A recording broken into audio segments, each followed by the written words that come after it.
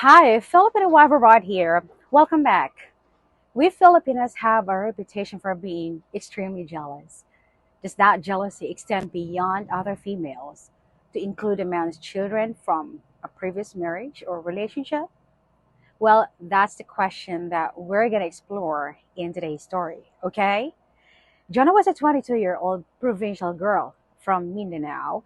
She had dreams of meeting and marrying a foreigner, with her eventually moving to another country where she could build a life outside of extreme poverty.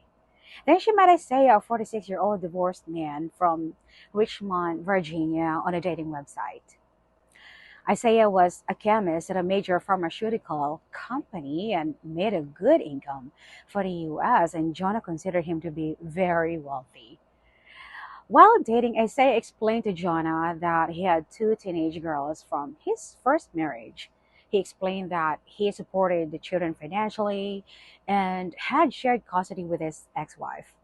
Jonah did not really understand and what this meant in the context of US law and cultural norms in the US, but she confidently said to Isaiah that she had no issues about this arrangement and she would be a great stepmother to his kids. Now, she was worried instead about the ex wife creating problems, but Isaiah reassured her that his ex had remarried and was happy in her current marriage. Isaiah was confident that Jonah would be a good wife and a partner. She was kind, sweet, and agreeable. After a year of LDR, Isaiah proposed marriage, which Jonah immediately accepted. Now, Jonah's dreams had come true. She'd found a man that was everything she could have wanted. Eventually, Jonah made it to the US and settled in as Isaiah's wife. They were happy in their new lives and had agreed to start a family of their own. Now, after 2 years in the US, Jonah got pregnant and had a beautiful baby boy. And this is where things started getting complicated. After the baby was born, Jonah started questioning Isaiah on inheritance with his daughters. She made it clear that she wanted her son and possibly their future children to be a priority for Isaiah since they were younger and it needed more help getting started. As time passed, she noticed Isaiah's family gave much better presents for birthday and Christmas to his two teenage daughters than to her son. So one evening, Isaiah got a call. It's from his oldest daughter, who told him she just received a scholarship offer from the top tier university. Isaiah was thrilled, and during dinner, he could only talk about how proud he was of his daughter and how she was everything a father could really want. This triggered extreme jealousy in Jonah, who angrily questioned him why he wasn't proud of their son like he was of his daughter. She wanted to know why he prioritized his daughter over his own son. This blew up into a bigger argument with Jonah raging that Isaiah treated his daughters as princesses and treated their son as a lesser child. Now, Jonah talked about how their son wore secondhand clothing from the yard sales, while the two girls were new branded clothes. Jonah also talked about the money they spent every month on child support, and now with college approaching, the entire family was gonna have further financial sacrifices for the years to come. Now, she didn't think this was fair to her and her son, so this whole argument really upset Isaiah. He couldn't believe this mild Filipina who had worked hard to build a good reputation with her stepchildren could be so cold and callous. It eventually Jonah went full tempo or sulking and left the house with her son. So she went to a friend's house where she spent several days. And Isaiah didn't know where she and their son went and eventually tracked them down with the help of social media.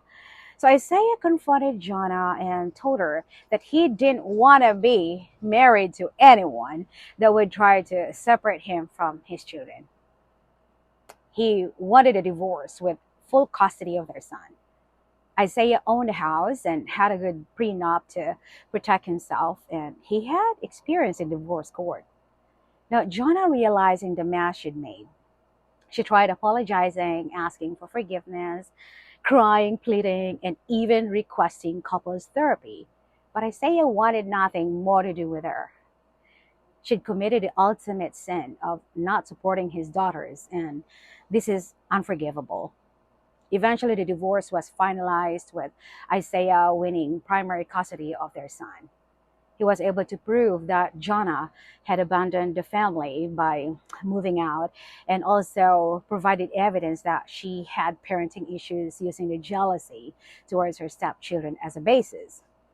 Now, Jonah now lives alone in a small apartment and only sees her son on weekends.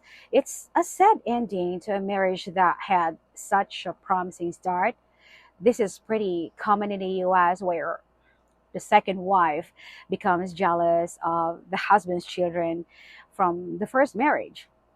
So in the US, most stepmothers make every effort to overcome it inside the family and not let the jealousy show. This is not a case in the Philippines for the most part. Since we don't have a divorce, any children born outside of a person's current marriage would be considered illegitimate and would often not be supported by the non custodial parent. Keep this story in mind if you have children that do not live with you but are still dependent upon you, and you want to marry a Filipina and make your children a part of your family. She'll probably not understand and might have a difficult time accepting the extended family situation. That said, Americans are perceived to be independent folks. I'd recommend a great deal of discussion within the couple before bringing this Filipina to the US and making her a part of the family. I'd also be very careful if the Filipina did not have a lot of questions and concerns about her future stepkids. Make sure the Filipino knows that all of your children are a priority, and she'll need to accept that today and tomorrow, regardless of their own family situation. So guys, well, I hope that you enjoyed today's video. Please remember to hit the like and subscribe buttons if you haven't already done so. And I'll be back again next week with another interesting video. Bye! By the way, I'm here in my mother's store. I am in vacation mode. We are in the Philippines. I'm really enjoying it. I'm gonna vlog more of our itineraries and really fun here in the Philippines. I'm just so excited. So even though I'm in the middle of my vacation, well, I'm still trying to tell you stories, but it is very hot here in the Philippines, while in the US right now it's winter. And yeah, I'm so happy. What a glorious vacation. Bye.